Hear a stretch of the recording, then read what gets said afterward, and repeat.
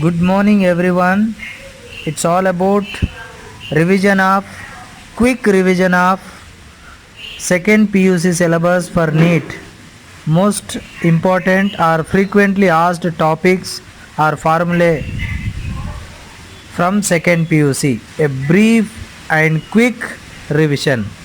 Please go through it and at least you will get 20 questions based on whatever I am going to discuss. Hi everyone. Now I would like to discuss about the most important topics of second PUC for NEET. So when you consider second PUC, so the very first chapter is electrostatics. In that, the first kind of question they can ask based on Coulomb's law.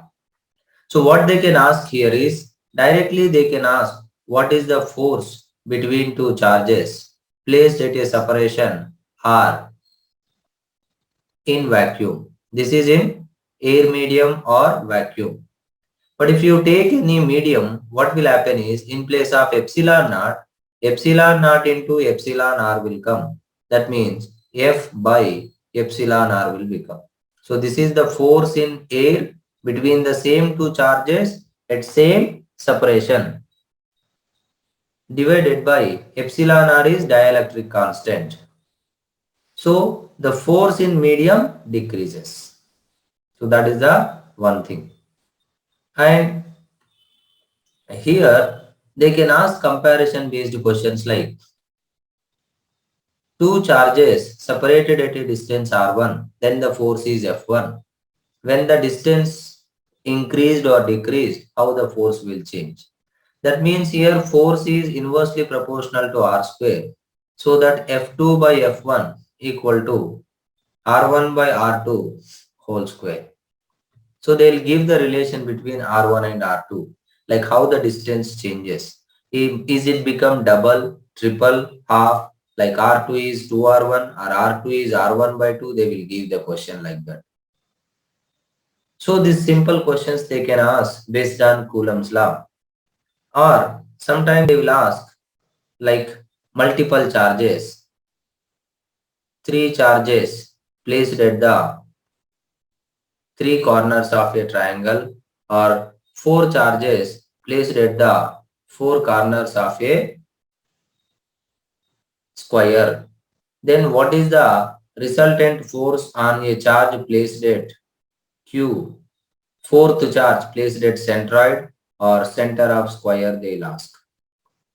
So here you have to take the force due to each of the other charge. So force on capital Q means apart from that how many more charges are there?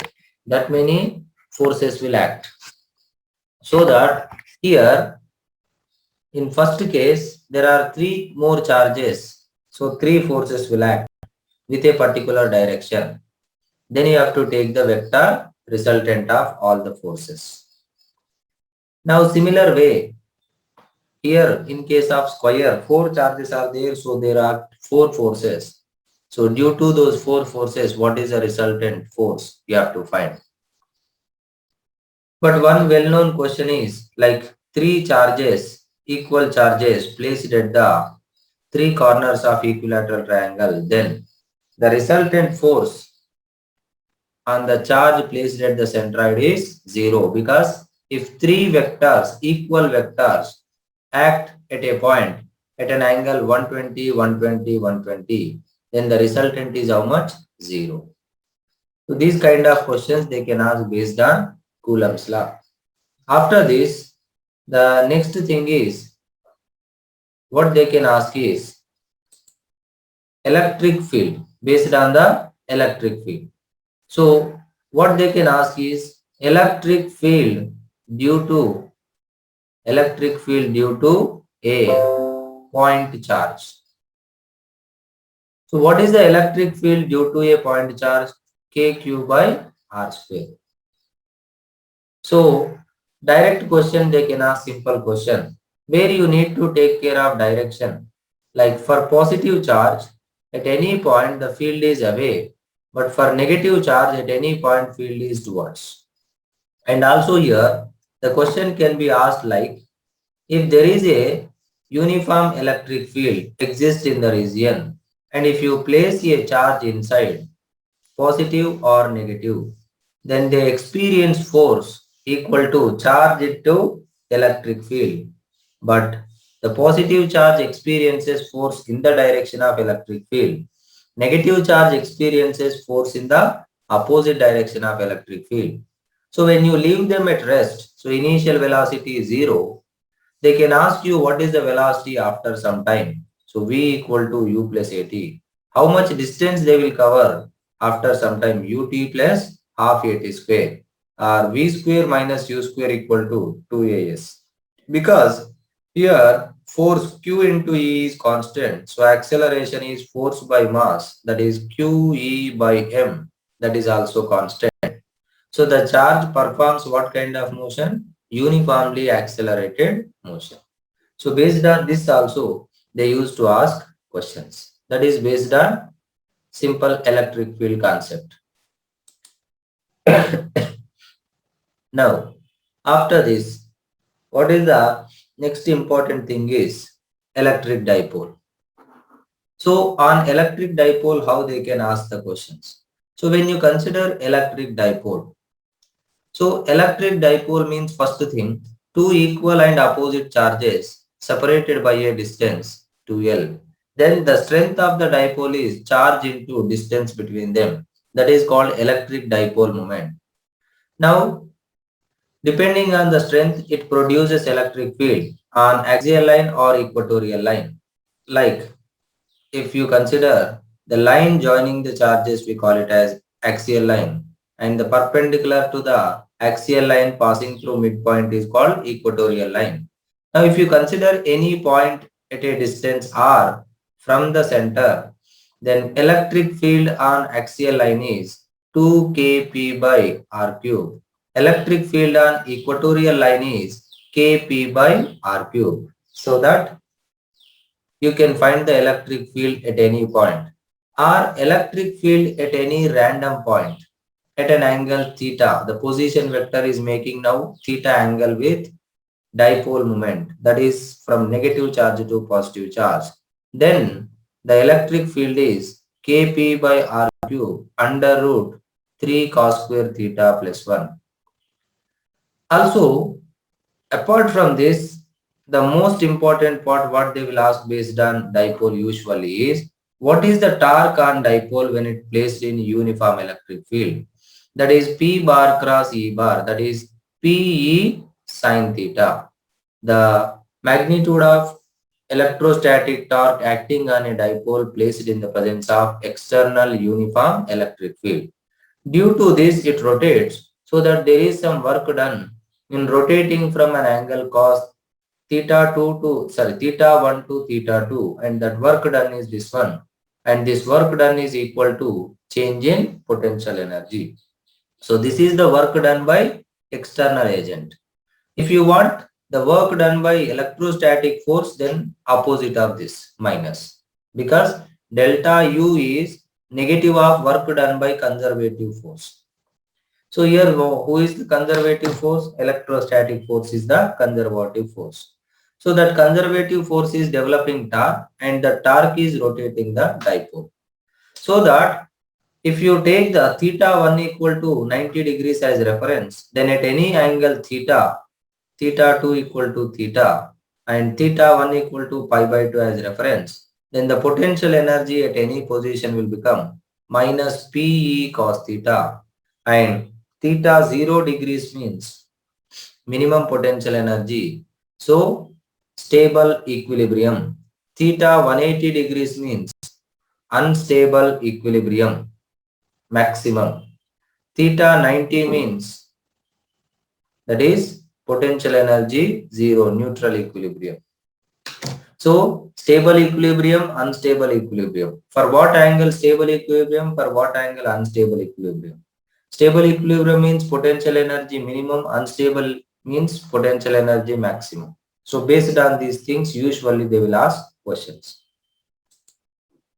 Now, after this, they can ask the question based on potential and potential energy concept.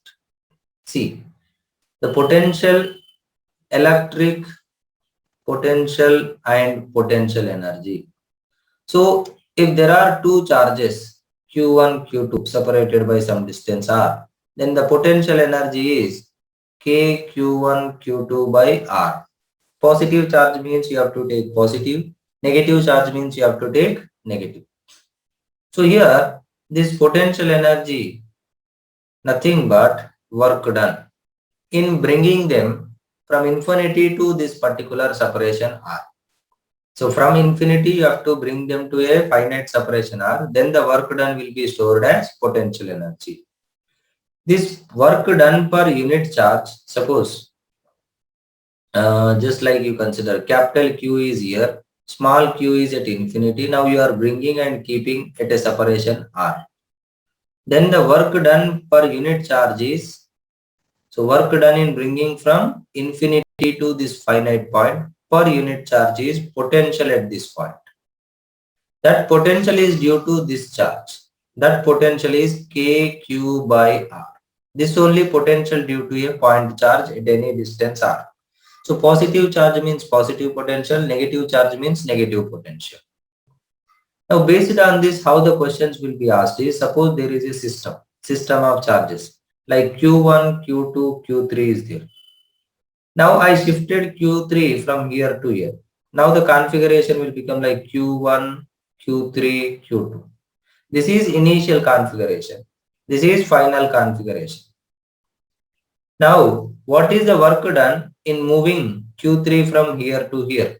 That work done equal to either charge moving into potential difference, or this is nothing but change in potential energy.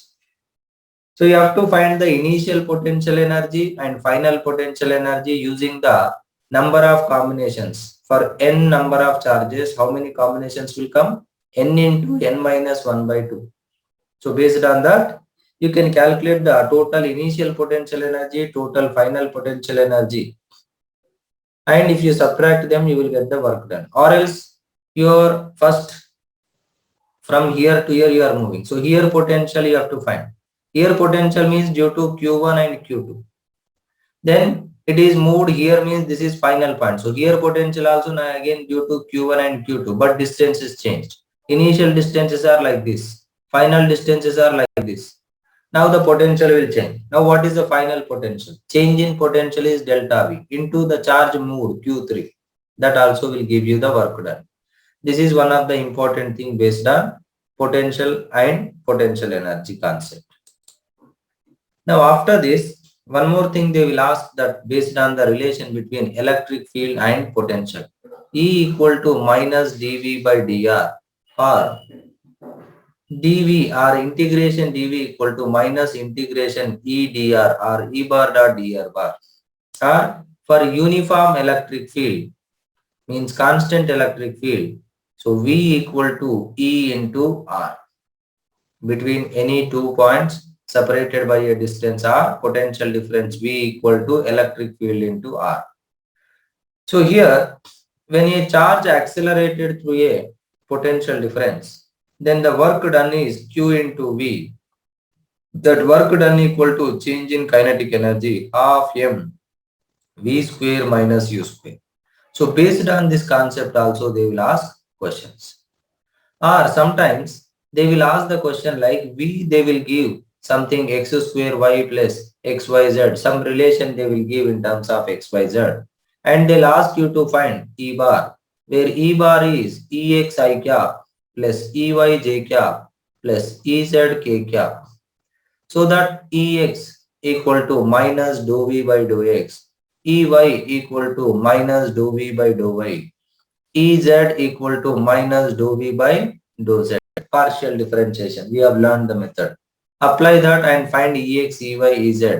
Where dou V by dou x means you have to take, like, means here dou y by dou x and dou y by dou z should be 0. Like that dou x by dou y, dou x by dou z also 0. So with respect to x, y and z constant. That concept you will use. Now, but formula, differentiation formula same, like dou by dou x of x power n means what? N into x power n minus 1 only. Now, apart from this, if there is a uniform electric field and if you draw the perpendicular lines, those are called equipotential surface. So based on this graph or based on this pattern also, based on equipotential surface also, sometimes they will ask the question.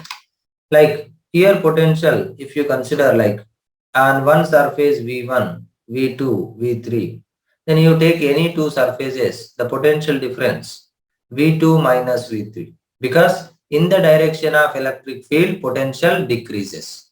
So V2 minus V3 equal to, that is potential difference equal to E into R. R is the distance between 2 points. So based on this also they used to ask questions. Now, after this, the one more thing is the combination of capacitors. How the questions will be asked. See, simple question they can ask first. What is the parallel plate capacitor capacitance? The capacitance of a capacitor is epsilon naught A by D. As the medium between the plates is like air medium, and the charge stored in the capacitor is Cv. Energy stored is half Cv square or Q square by 2C or half QV. So based on this formula, direct question can come. Now, here, if you take the combination series and parallel, if two capacitors connected in series, then that is equivalent to one capacitor. This is C1, C2. So that 1 by C equal to 1 by C1 plus 1 by C2. If two capacitors are connected between same 2 points like this is point A, this is point B, then you will replace with one capacitor AB. That is, now C will become C1 plus C2. So how the questions will be asked is simple kind of question they will ask. Like they will give simple combination of 3, 4 capacitor, 5 capacitors in series or parallel combination. And they will ask you what is the potential difference across any capacitor. Like they have given here one capacitor, and here one capacitor, and they connected across something, battery. Now, what is the potential difference across this, or what is the charge on this one? So you need to use simple logics, like in series, the charge must be same. In parallel, the potential difference must be same. So that you can solve the question easily. Solve such kind of simple questions. Don't go for very, very big circuits. Simple questions. Simple combinations, but with logic. Or sometimes directly they can ask what is the effective capacitance of particular simple combination also. So such kind of question they can ask. Also here, the effect of dielectric they used to ask, that is, if there is a capacitor with air medium in between them, the capacitance is epsilon naught A by D. Now if you take the space, you fill with some dielectric having the thickness T. The separation is D. Then the new capacitance will become epsilon naught A by D minus T into 1 minus 1 by K. Based on this, they can ask question. Or if they fill completely with dielectric, then the new capacitance is epsilon naught A by D. If you substitute T equal to D, you will get multiplied by K. K is nothing but dielectric constant. So based on this also, they used to ask questions. So that way, you need to check what kind of questions will come and how to solve those questions. So this is all about the few important topics of electrostatics in a brief manner. Now, if we move on to the next one, current electricity. So it's all about now current electricity.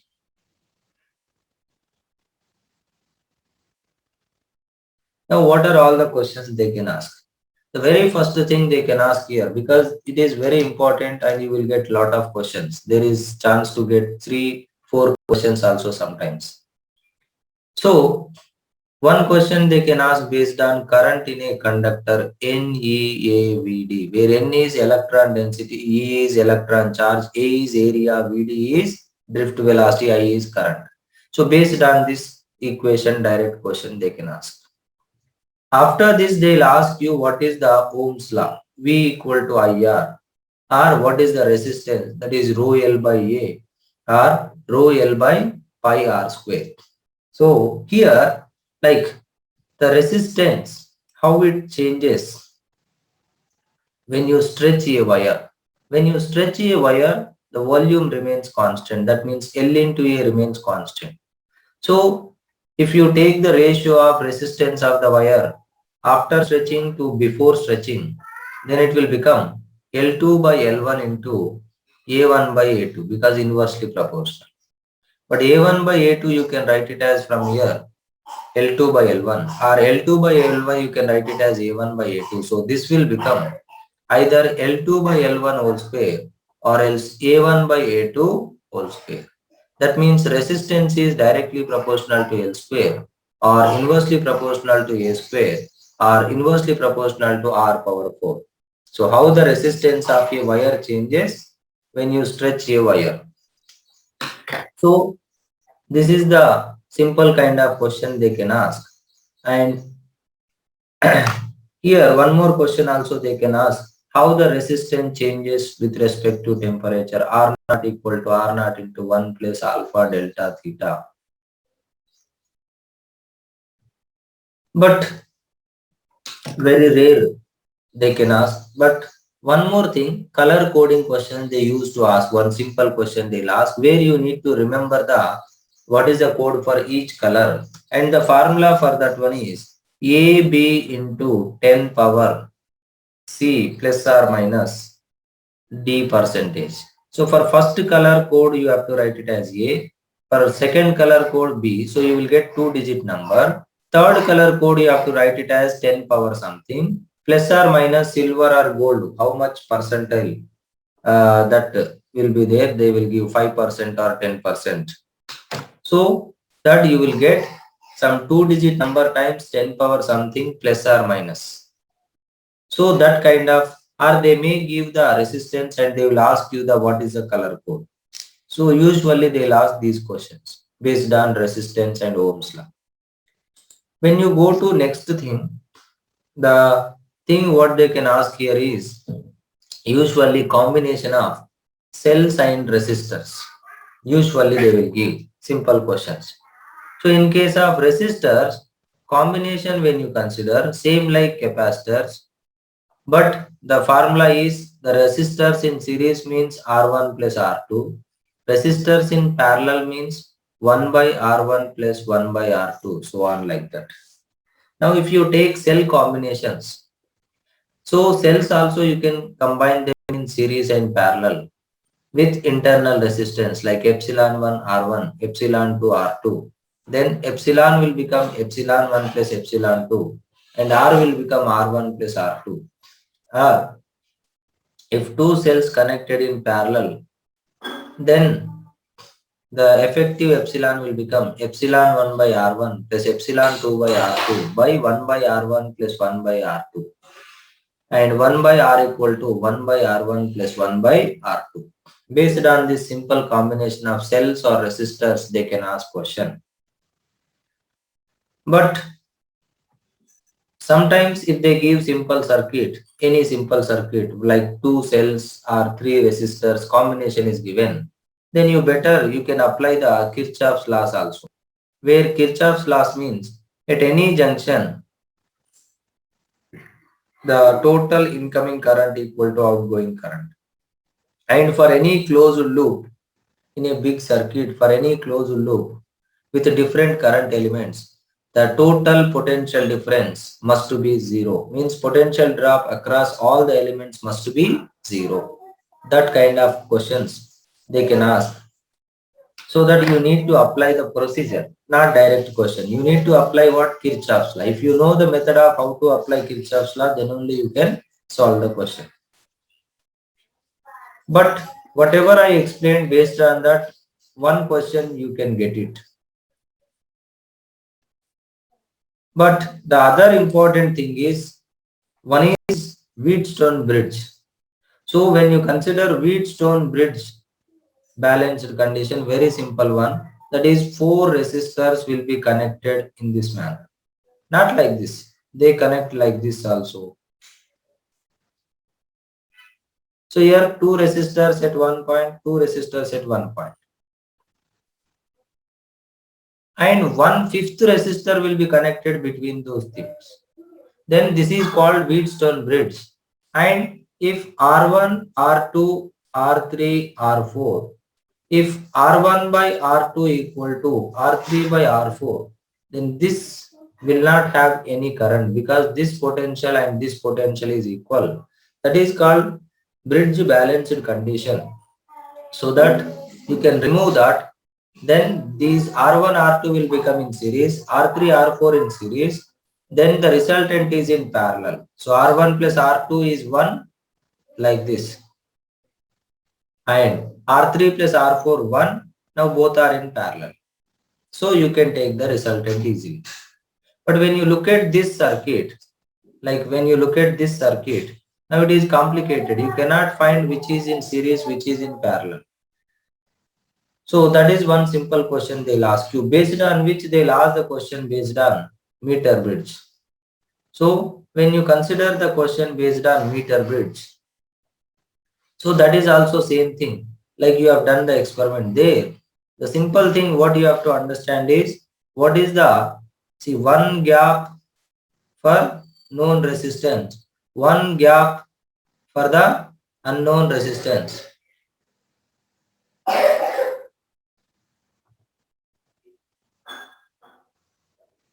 So this is one gap, this is another gap.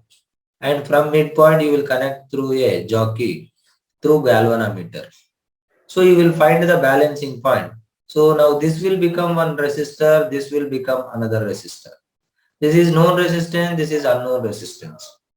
Then it is a connection like this is one resistor, this is one resistor, this is one resistor, and this is one resistor. And when you get the balancing point, means zero deflection in galvanometer, that means no current through here. According to Wheatstone bridge balanced condition, no current through this one means this can be eliminated. Now the bridge is balanced means R by R1 equal to X by R2. So X equal to R2 by R1 into R. But here this is the wire of meter bridge. Area is same everywhere. So R is proportional to length as area same. So R2 by R1 will become 100 minus L by L into R, where L is the balancing length, means the length at which we get the balancing point. Even you have done laboratory experiment also, but one of the simple and easiest important question. Now, apart from this, one more thing what they can ask is potentiometer. So, potentiometer.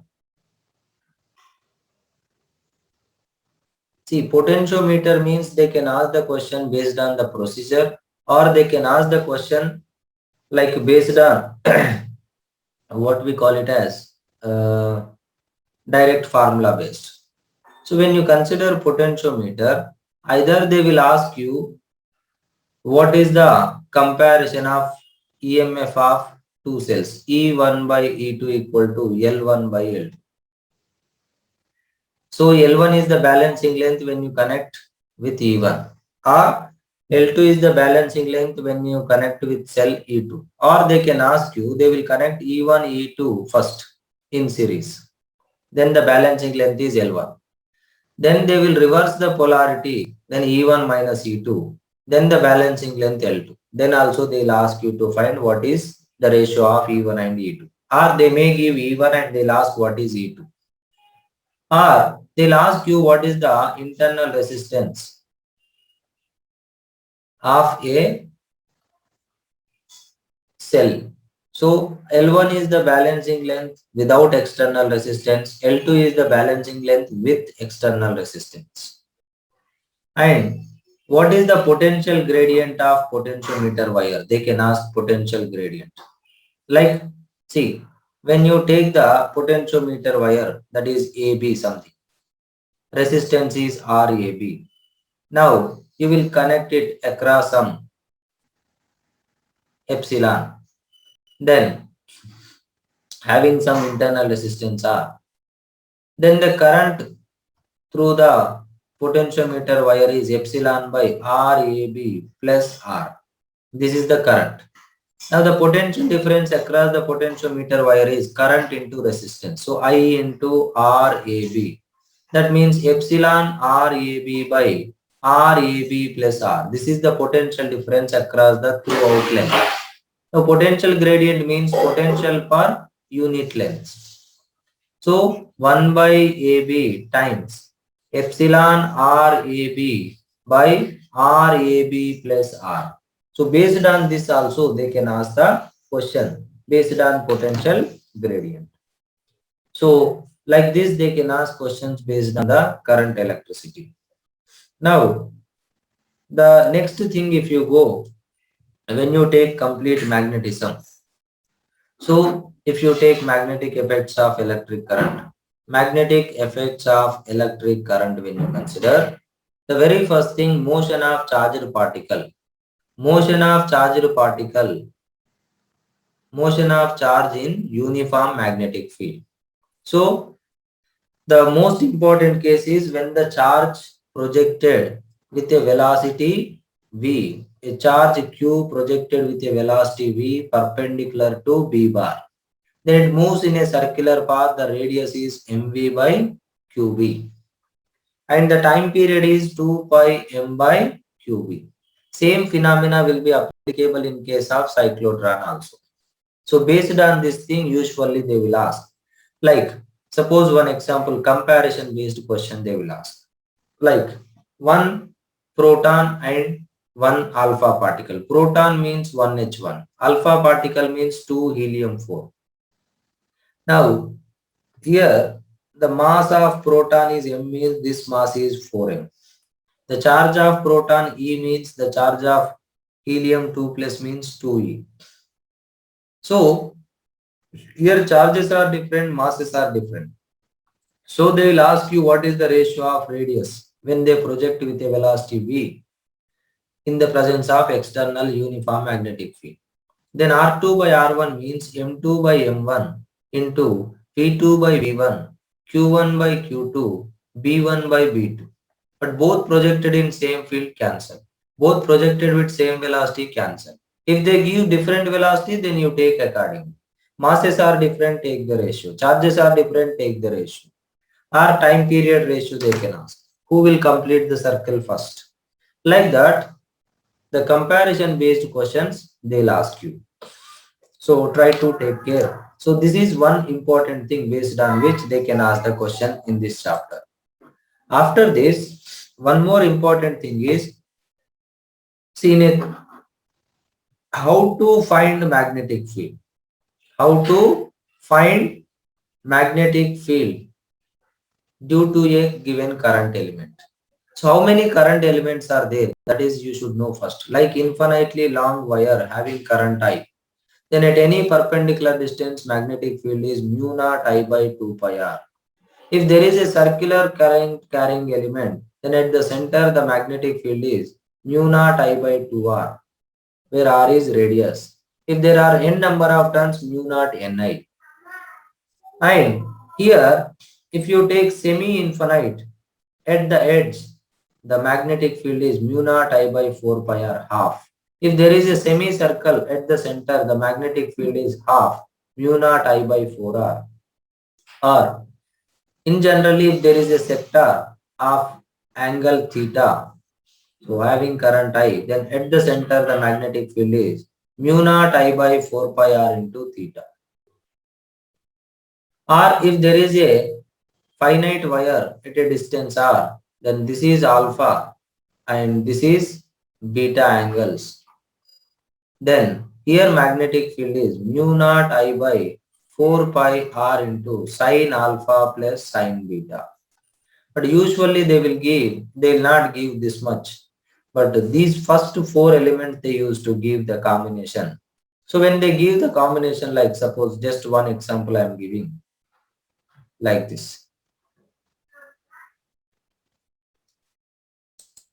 Now, see, this is, you divide like this one element, semi-infinite. This is another element, semicircle. And this is another semi-infinite, third one. Now you have the formula for anything. Now they'll ask the field at this point. See, for this wire, the point is on the line, so zero field. For this one, it is semicircle, so mu naught I by 4r. And for this one, it is like semi-infinite at perpendicular distance. Then the field is this one. But here the direction is important. That direction when you consider, so you will apply right hand thumb rule. Like you will take the right hand, look at my hand. So suppose in case of wire, thumb should be in the direction of current and curling will give the direction of field. And in case of circle, curling should be in the direction of current and thumb will give the direction of field. Like if there is a current in a wire, so either upward current or downward current. So upward current means right side inward field. So obviously left side outward field. Now for downward field, now reverse. So left side inward field. Now right side upward field. So depends, depending on the current direction. Or else rightward current means above outward, below inward. Leftward means reverse. Or if there is a circular current, clockwise or anti-clockwise. Clockwise means inward, anti-clockwise means outward. Like that, direction is very important in case of magnetic field, because they will also mention the direction in the options. That's why you need to take care. Now, afterwards, they'll ask you the question like the magnetic force based on the magnetic force. So magnetic force means first question they can ask, what is the magnetic force on a moving charge in the presence of external field? That is F equal to QVB sin theta. Or if there is a current carrying wire in the presence of external magnetic field, then the magnetic force is I into L bar cross B bar. So the magnetic force will become ILB sin theta. So based on this question also they can ask, based on this formula also they can ask the question. That is magnetic force on the current carrying wire. Next. So here, suppose in case of wire I am telling, if there is a wire of random shape, then you have to take the effective length between the two edges which is perpendicular to the magnetic field. So that you will get the, this is the now L will become. So same formula you can apply. So based on this force they can ask. And one more thing you remember, the magnetic field can be produced by only moving charge, and the magnetic field can only affect the charge which is moving. The charge at rest cannot be affected by the magnetic force. I mean magnetic field. And the magnetic field never changes the magnitude of velocity. It only changes the direction. It will try to rotate in circle or it will try to rotate in helical path. So, but it will not change the magnitude. But electric field changes the magnitude because it accelerates the charge in the presence of electric field. That is the difference. And electric field can be produced by charge at rest as well as charge in motion also. That is the difference between electric field and magnetic field. Now, based on this simple formula, just try to solve few questions. Don't go beyond this one. For a quick revision, I am telling. Now, after this, when you go to magnetism and all, in that the most important thing is earth magnetism. So in earth magnetism also, don't think much. So in a simple way, first remember that at every point there is a horizontal component, there is a vertical component, and there is a resultant magnetic field. That resultant is under root BV square, under root BV square plus BH square, where BV is B sin delta BH is B cos delta, where delta is what? Dip at that point. And dip means the angle between the resultant magnetic field with horizontal component. That is the dip angle. Like there is one, what we call it as geographic meridian, and there is one magnetic meridian. So in magnetic meridian, parallel to it, horizontal component will be there, and along the vertical component will be there, and this is the resultant, and resultant makes some angle with horizontal component, that is delta. But this you can get it only when you measure in magnetic meridian. But if you measure in any other plane which makes some angle alpha with the magnetic meridian, then you will get upper and dip. That upper and dip is delta dash. Then the formula is this one. Tan delta dash equal to tan delta by cos alpha. Delta is true dip at that point. Delta dash is upper and dip. Alpha is angle between the plane in which you are measuring and the magnetic meridian plane. So based on these formulas, they used to ask questions. Like here, from these two, so if you take the ratio BV by BH equal to tan delta. So remember these simple formulas and collect the data and try to substitute. Mostly they will ask based on these things only. Now, next important thing, if you go, it will come in case of EMI. So in case of EMI, all questions are formula based completely most of the time. Like what is the EMF induced in a coil? So minus d pi by dt. That is rate of change in flux, where flux is magnetic field into area. That is Faraday's law. And the other one is the theoretical question they can ask based on Lenz law. So Lenz law is what is the direction of induced current? So based on that, they can ask the question.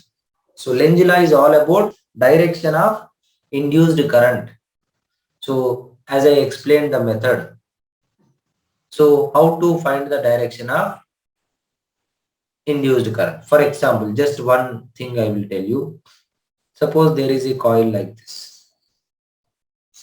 So there is a magnet, north pole, south pole. So that is coming towards. As north pole is towards, external field is in this direction. First you have to check what is the direction of external field. Now next you have to check whether it is increasing or decreasing. Because if it is increasing, the induced field will be in the opposite direction. If it is decreasing, the induced field will be in the same direction. Increasing means opposite, decreasing means same direction. Like here it is coming towards means external field increase. So the external field leftward and it is increasing. So induced field will be rightward. So accordingly you have to check. So this should be the direction of induced field. Then current will be like this. So the current will be like this. So that way you need to decide what is the direction of induced current. So based on this also they will ask the question. Or they'll ask the question based on motional EMF. So what is the motional EMF? So motional EMF means EMF induced across a moving rod where B, L, V all the three are perpendicular. If velocity is not perpendicular, suppose like this it is there at an angle theta, then the perpendicular component you have to consider, then epsilon equal to B, L, V sin theta it will become. As it is moving, there is some induced current in the presence of external magnetic field. So due to induced current, it experiences some force ILB, where I is epsilon by R LB. So that B square L square V by R. Due to this force, it starts decelerates. I mean, velocity decreases. But to maintain same velocity, we need to apply some power force into velocity, that is P square L square V square by R. So based on these formulas, they can ask the question. Or sometimes if a rod is rotating, about its end, then what is the potential difference? EMF induced is half BL omega square. So based on this also, they can ask the question.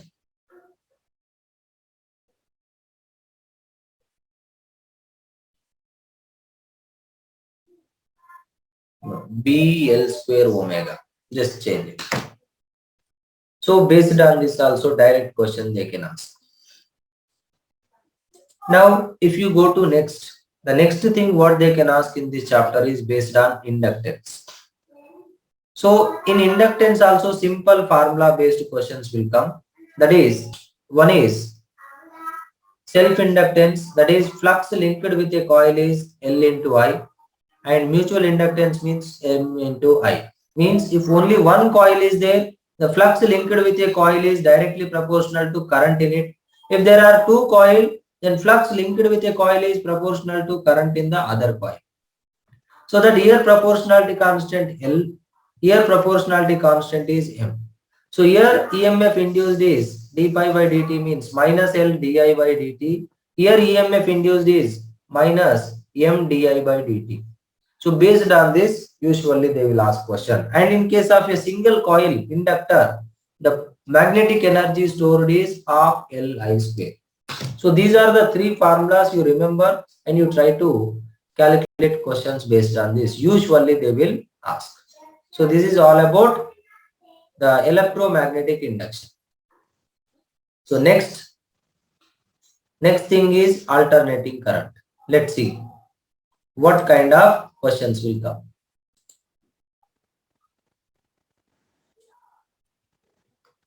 Now, when you consider alternating currents, so in alternating currents, the most important thing is LCR series circuit.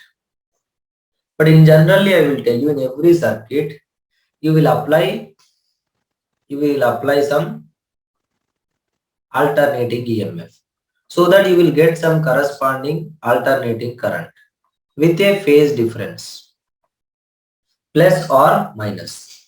Like in case of pure resistive pi 0 resistor case, capacitor case pi by 2, inductor case minus pi by 2. Means in inductor case voltage leads, in current case in capacitor case current leads. So like that, in every case you will get one alternating current with some amplitude. That I naught equal to either epsilon naught by R or epsilon naught by X or epsilon naught by Z. Pure resistor means this. Pure capacitive or inductor means this one, where X is reactance, resistance of capacitor or inductor.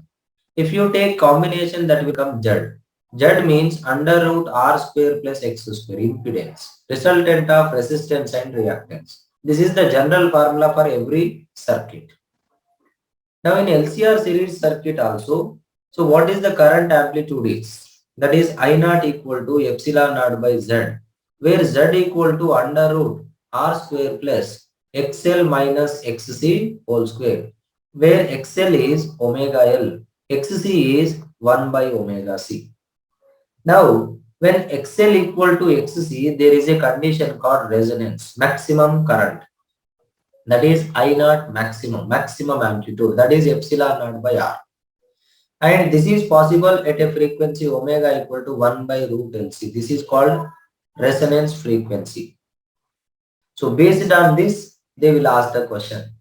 And in every RC circuit, there is a power dissipated, that is epsilon naught I naught by 2 into cos pi, where cos pi is R by Z, that is impedance. If there is no reactance, Z equal to R. So this is the formula. These are the formula, complete formula based and calculation based questions. In every circuit, what is the current amplitude, what is the phase difference, and what is the reactance, or what is the impedance, or what is the condition of resonance. So under resonant condition, what is the frequency? These things you try to focus mainly. So completely formula based, but very big calculations will be there. So where you need to be very careful and you need to be fast, you need to be perfect. Otherwise you will get wasted lot of time. So please take care of those things. Now, here one more simple and important thing is transformer. So when you consider transformer, so the output voltage by input voltage is N2 by N1. Means there also the principle is EMI, electromagnetic induction. So if N2 by N1, N2 greater than N1, V2 greater than V1, that is step up transformer. And with N2 less than N1, so output is lesser one. So step down transformer. And efficiency of transformer is V2 I2 by V1 I1. This is for secondary coil, this is for primary coil. And no device is 100% efficient, but if n equal to 1, then V2 I2 equal to V1 I1, so that V2 by V1 equal to I1 by I2, that is also equal to N2 by N1. Based on this, they will ask the question, simple question, like you take these four, the three values they will give, or you take these four, any three values they will give, or you take these four, any three values they will give. Fourth value you have to find. Such a simple question they will ask based on transformer usually, or else sometimes they will ask what is the efficiency also. So they'll give any three values and they'll ask efficiency. First you find fourth value, then you find efficiency, like that, depending on that. Or they will mention efficiency. Now, next thing when you consider the most important one is, now let's go to optics. So in the part of optics, so what I will suggest is, the very first thing is just practice the simple questions based on reflection at spherical surface using the formula 1 by V plus 1 by U equal to 1 by F. First thing, the simple formulas based on this, like what is U, what is V, what is F. So here one thing you remember, for convex mirror F positive, for concave mirror F is negative. And object distance in front of the mirror means always negative, and object side all the distances are negative. Other side the distances are positive. And in front of the object means real, behind the mirror means all virtual. Now, after finding the image distance, they can ask first thing what is the magnification, that is minus V by U, nothing but height of image by height of object, linear magnification. Or they can ask you like what we call it as nature of the image. Nature of the image means real or vertical, sorry, real or virtual. So V negative means real, V positive means virtual, positive means behind the mirror. And M greater than 1 means enlarged, M less than 1 means, magnitude. This is enlarged, this is diminished. And M positive or negative. M positive means erect, M negative means inverted. So that you can decide the nature of the image formation, image formed. So this way you can solve the questions. Now,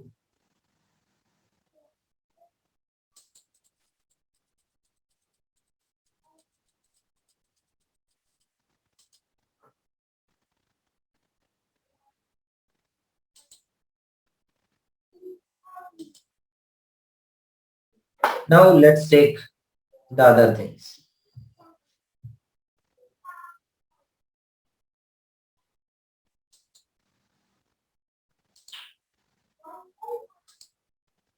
Now, first one is mirrors. The next one is lens. Next important thing. They are also same. 1 by d minus 1 by u equal to 1 by f. Based on the same formula, you try to do the questions. Same, there also nature will be there, magnification will be there, but plus v by u, height of image by height of object, and there also nature of the image they will ask. But here, one more important thing is the focal length of the lens, that is mu2 by mu1 minus 1 into 1 by r1 minus 1 by r2. So the focal length depends on the refractive index of the medium. As medium changes, focal length also changes. So they'll ask question based on how the focal length changes as medium changes. That is another different question. Also the power of the lens, that is 100 by f when you take f in centimeter. The meter, the unit is diopter or per meter. So this is the power. They will ask this one. Or what they can ask here is, the other question is simple question, like what is the combination of thin lenses? Like if you kept 2-3 lenses in contact, then effective power is p1 plus p2 plus so on. That means 1 by f equal to 1 by f1 plus 1 by f2 so on. So these are the things, important things based on lens usually. Now next thing when you consider after lens. So the next important thing here is prism. So in case of prism, like when light ray passes through it, it undergoes some deviation. So that deviation is I plus E minus A, where I is angle of incidence at first surface and E is angle of refraction or angle of emergence at second surface. And for thin prism, delta equal to mu minus 1 into A. That is, mu is refractive index, A is angle of prism, this is A. And when you consider the graph between deviation and angle of incidence, it comes like this. So at one particular condition, that is I equal to E or R1 equal to R2, where R1 R2 are angle of refraction at first surface, angle of incidence at second surface. At that condition, the deviation will become minimum. That is this one. So under this minimum deviation, the formula will become deviation this one. And there is also one formula that sin A plus delta m by 2 by sin A by 2 for refractive index. Based on this formula also usually they will ask question. So based on the formula usually they can ask, based on the condition of minimum deviation they can ask the question. After that what they can ask is,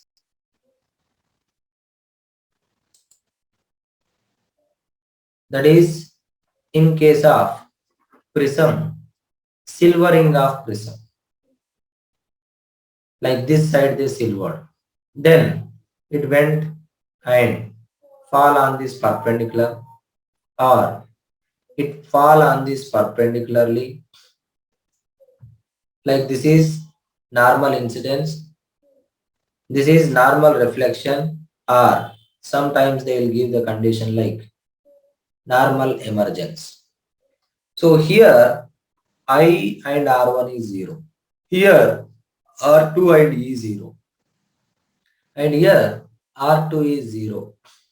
So based on these conditions, based on the given question, you can solve the question by using Snell's law. Where in case of refraction, the Snell's law is sin I by sin R equal to mu2 by mu1. So take care of this thing. And one more thing, Here based on prism, the combination of two prisms, achromatic combination, where one is having A and mu, another is having A dash and mu dash. Then there is a deviation due to first one mu minus 1 into A, due to other one mu dash minus 1 into A dash. And for every prism, when there is a white light passes, then all the 7 colors will be divided into separate, means they separated into separate colors with a angular separation. That angular separation is delta V minus delta R, because violet will bend more, red will bend less, and that is called angular dispersion. And based on that, theta by delta y means angular dispersion by minimum deviation. Minimum deviation is for yellow light. So that is called dispersive power. So here there is a dispersive power for first one. There is a dispersive power for second one. So here there is some angular dispersion due to first one, theta 1, that is delta V1 minus delta R1. R, that is nothing but the simple formula what you will get it is mu V minus mu R into A. So theta 1 will become like mu V minus mu R into A, and theta 2 will become mu V dash minus mu R dash into A dash. So there is a condition will come like dispersion without deviation, deviation without dispersion. Without deviation means delta 1 plus delta 2 equal to 0. Without dispersion means theta 1 plus theta 2 equal to 0. So based on that condition also they used to ask question based on prism. So mirror, lens, prism. So try to understand or try to solve few questions based on that. Now after that, when you take the next thing, what is the other thing which is important in this chapter is the important, instead of that, better to say just you remember the formulas of all optical instruments, direct optical instruments, whether it is simple microscope or telescope or whatever it is. So like for example I am telling simple microscope. Simple microscope case, what is the magnification, whether it is 1 plus d by f or d by f, whatever it is.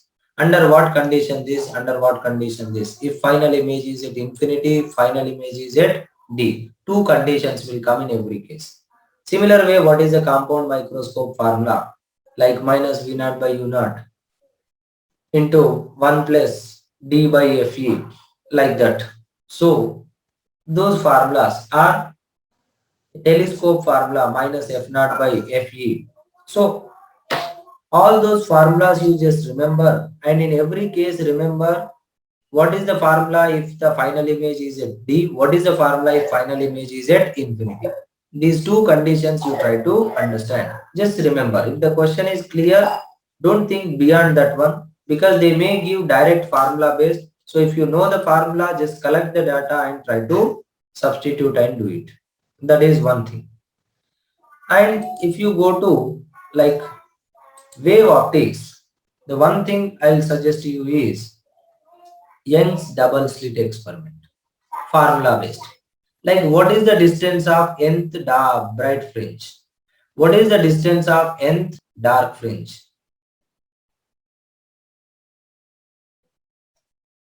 From the center of the, or from central fringe. So like this. So from here, what is the distance of nth fringe? Or what is the fringe width? Lambda d by d. And another thing is, what is the effect of introduction of some mica sheet? Like the shift in the position, beta by lambda into mu minus 1 into t, or d by d into mu minus 1 into t. So these all things like formula based. Even if you take diffraction also, like what is the position of nth secondary maxima or nth secondary minima, where formula just becomes reverse. Here bright fringe condition, there dark fringe condition. Here dark fringe condition, there bright fringe condition. Like that you try to take care. So I suggest you direct formula based from this chapter. And one more thing also, I gave the formula like resolving power and limit of resolution, or most of the time they will ask resolving power of telescope, resolving power of microscope. Remember those formulas, direct question can come. And most of the time they asked question based on polarization, so based on the Brewster's law. So the intensity emerging from the analyzer, I naught cos square theta. So where I naught is the intensity falling on the analyzer and theta is the angle between transmission axis of polarizer and analyzer. So please try to just practice the questions, at least practice the questions like previous years based on this formulas. Wherever I said formula based questions, there you just solve the previous year questions so that you will get the idea. Now, after this, when you consider dual nature of radiation and matter, so dual nature of radiation and matter when you consider, I will tell you one thing that based on Einstein photoelectric equation, the maximum kinetic energy of emitted photoelectron is this one, where E is h nu, pi is h nu naught, or hc by lambda minus hc by lambda naught, or k maximum also half mv square. So based on this equation, the question can come. So the calculation will be there, where the energy of photon is hc by lambda or 12,400 by lambda. You can substitute in angstrom so that you will get energy in electron volt. Because most of the times the questions will be asked in terms of electron volt. Now, another question is the intensity of light. That is, intensity means n h nu by t or n hc by lambda t. So here number of photons n and energy of photon. This is the total intensity of the number of means light falling on the particular surface. So based on this also the questions can be asked. Now apart from this, when you go to the de Broglie wavelength, so there the question is completely based on what is the de Broglie wavelength associated with a particle, that is h5p. If they have given velocity mv, if they have given kinetic energy, then root of 2mk. If they have given the thermal neutron, then 3m/kt. If they have given the charge accelerated through a potential difference, then 2m/qv, because kinetic energy is qv. So based on these formulas only questions will come. See, the question may come little difficult level also, but the easy and important questions I am telling, I am explaining here, because at this point of time, if you focus on very difficult level questions, it is not good. If you have already practiced that difficult level of question, you can do it obviously. But here my only intention is the most important and the easiest one I am trying to explain it. So like this simple based questions you just practice. Now, when you go to atoms part, so in atoms part, the main thing what you have to concentrate is hydrogen spectrum. So like, what is the wavelength of photon emitted when electron takes transition from higher level N2 to N1? Like 1 by lambda equal to R z square into 1 by N2 square minus 1 by N1 square minus N2 square. So where R is the Rydberg constant. Like in case of Lyman series or in case of Balmer series, anything. What is the minimum wavelength? What is the maximum wavelength? Try to calculate and remember if possible, so that you can attempt easily. So most of the time they will ask question based on this only. And number of spectral lines possible when the electron is in nth state. That is n into n minus 1 by 2. Like this, suppose. Here it is. 1, 2, 3. Sorry. 3. Now 1, 2. And so 1, 2, 3, 4, 5, 6. It is in fourth state. So 4 into 4 minus 1 by 2. 2 2s are how much? 6. Like that. So based on Bohr atomic model, Bohr postulates, the 3 postulates, the question can be asked. That is, what is the radius of nth orbit of any atom, hydrogen or hydrogen-like atom, or energy? Like this is 0.53 angstroms into n square by z, or minus 13.6 z square by n square, like that. Are general relations n square, for example radius n square h square epsilon naught by pi md square z. So what is the energy of third orbit of helium plus, or something they will ask, or fourth orbit radius of lithium 2 plus. So hydrogen or hydrogen like atom, they will ask you what is the radius or energy, or what is the potential energy, what is the kinetic energy. Completely formula based questions they can ask, or they can ask the questions based on hydrogen spectrum, simple based questions. Most of the time they ask, and they can ask the questions. Now when you go to nucleus,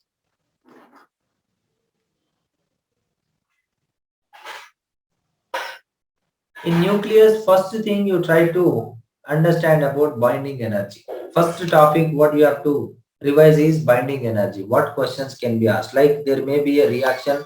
We have studied already. They can give the reaction like total binding energy of the products minus total binding energy of the reactants. So total binding energy of the product minus total binding energy of the reactants. That will give the Q energy. And binding energy of particular atom means delta mc square. And here you remember that the energy equivalent to 1 AMU is 938 or 935 mega electron volt. So based on this binding energy, they can ask the question, first thing. The other kind of question they can ask, little bit difficult question we have solved already based on fission and fusion. There also Q value only, but the calculation will become little bit difficult once revise if you wish. But just practice the questions based on fission reaction or fusion reactions also. That is also based on binding energies.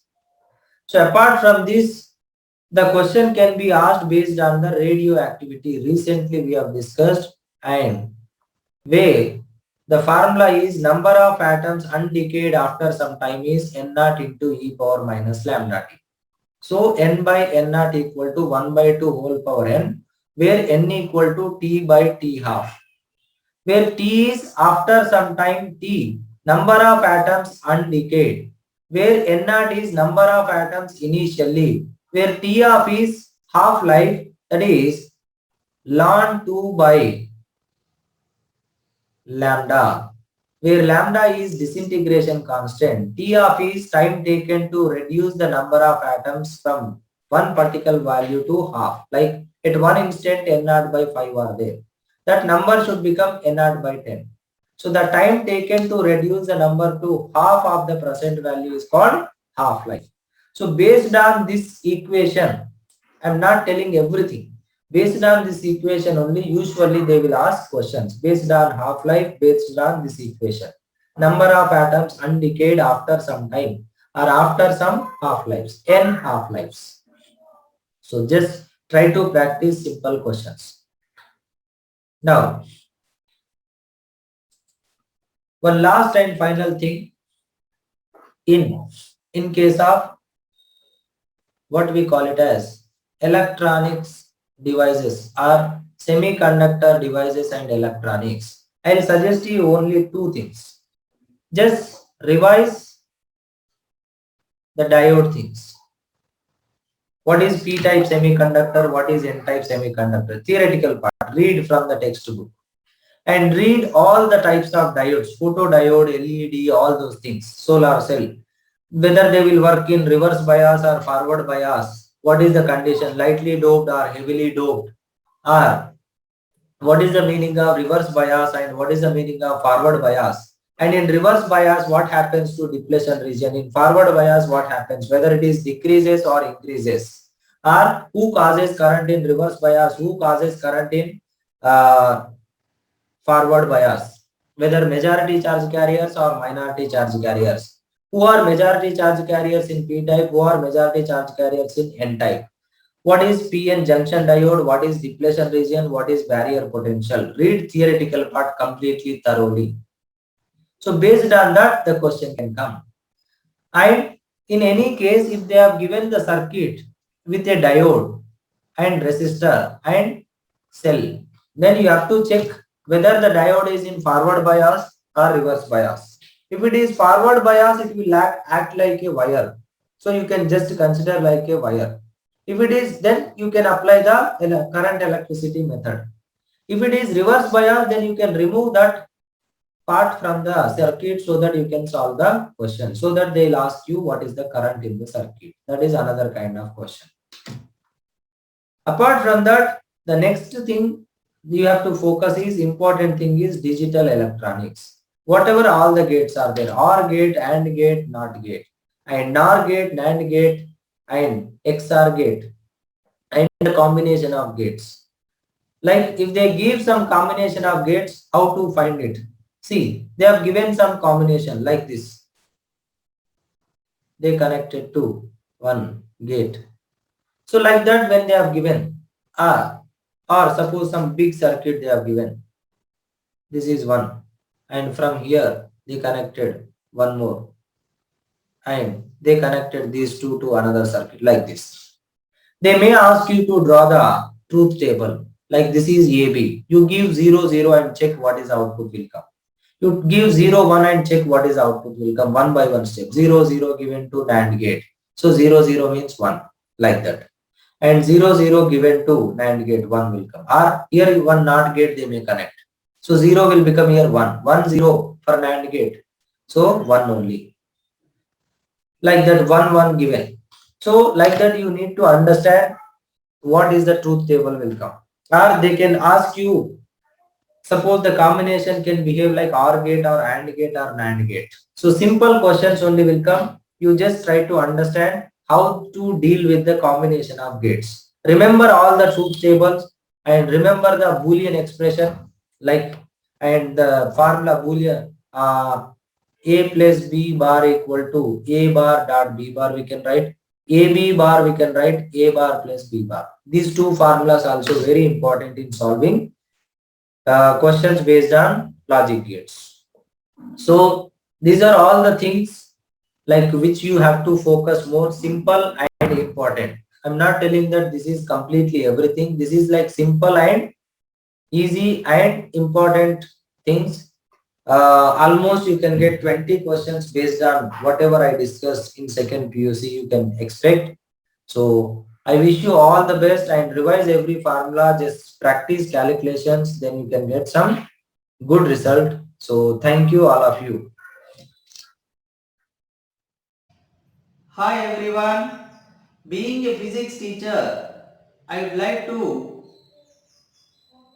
tell you few things just ahead of NEET 2021. It's about 6 days. So in these 6 days, the last day just before the examination, please just relax. Don't try to read or don't try to cover everything in the last minute, which gives you so much tension, so that you may get disappointed or depressed, or you may get disturbed mentally, so which may affect your performance. So I request everyone not to study anything just before the examination, just one day prior. Relax. But these 5 days, what you have to do? It's all about triple R. Read, revise, remember. So that these three together will take you to the best fourth R, that is the result. So read everything, revise thoroughly, and remember without any confusion with all the perfection you can, so that you can get the best deserved result. So I wish you very all the best.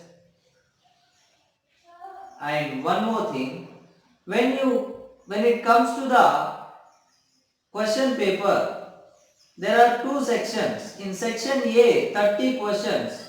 You have to attempt 30 compulsory. See, if your target is 160 plus in target in physics, then you have to attempt more than 40 questions. So that means you must be precise and sure about all the things, whatever you have studied till now. See, the truth is you have worked very hard, you learned many things. And if your target is high, you could have already learned all the things. Now just revise them, so that each and every question you can read it and you can understand and you can do it within 1 minute, which is not a simple job. So just practice the thing like reading the question with full concentration and collecting the data, and then the proper conversion immediately, and then try to relate the things between the data and the quantities what they are asking in the question, so that you can give your best and you can get best result. Suppose if you are targeting for 120 plus, then choose wisely, leave few questions as choice which you feel very tough. But there you need to take care, like you have to read the question and understand within 15 seconds, not more than that. The unattempted questions, you should not waste time for them. You should read them in lesser time and you should understand them that you cannot do it. And avoid all the silly mistakes, calculation part or formula part, whatever it is. And in section B, so out of 20 you can take 5 questions as options, choice. So there also you need to be wise and smart which questions to be attempted. So take those decisions immediately. So depending on the topics which you are perfect, so that you can get the 100% correct answer. And if you are targeting for minimum just managing like 80 above marks, just so that you can get some good range of mark, I can manage the biology in a better manner if you think, then just focus on second PU syllabus. Revise the second PU syllabus thoroughly, because you may get around 30 questions only from second PUC syllabus this time. So concentrate on that. So take care of everything. But one final thing, when you read the question, there are two types of questions usually, most of the times. Like while reading the question, you collect the data, convert the units, then look at whether the data given or the quantity asking can be connected with a direct formula, or the other type is you may have to take one formula and another formula. When you combine them, then only you can get the answer. So the data given can be used in 2 or 3 formulas, so that you can get the quantity whatever they are asking in the question. So accordingly you try to save the time and you try to spend the time. Means there are few questions, direct questions, conceptual based or theory based or direct information based, which you can attempt very easily, but you must make sure yourself that you have studied, you remembered perfectly. There you save your time, you can answer within less than 15 seconds or 30 seconds. But some other questions, where direct formula based question, there you can do it in particular time, like less than 1 minute.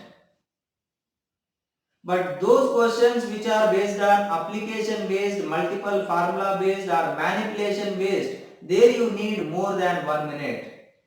So there you spend this saved time so that you can manage the time and try to finish the total paper. Whether you can attempt 20 questions or 30 questions within 45 minutes first. Go through the question paper, try to attempt, try to solve all the questions whatever you can. And one more thing, after completing the 45 questions, then again you revise for 10-15 minutes. Whatever you felt you can, whatever you have doubt, so check them again. Now one more thing, that is, if you start the question paper from the beginning and if you are feeling difficult and nervous, then go for the start from the end. Or else now section A, section B, two are there, then you do that. First you start section A. If you are feeling difficult, then you go to the section B. Sometimes it works. And last thing, so take the important chapters which are easy and important, like modern physics. Complete modern physics is easy most of the times, and try to practice and revise everything. Calculation based questions, formula based questions will come. And just have a peaceful mind. Focus on reading the question and try to understand the question in a perfect manner. Do the calculation in a systematic manner and a fast manner. Then you will get the correct answer. So I wish you very all the best. So you all get success, you all get good result. So thank you all of you, all the best.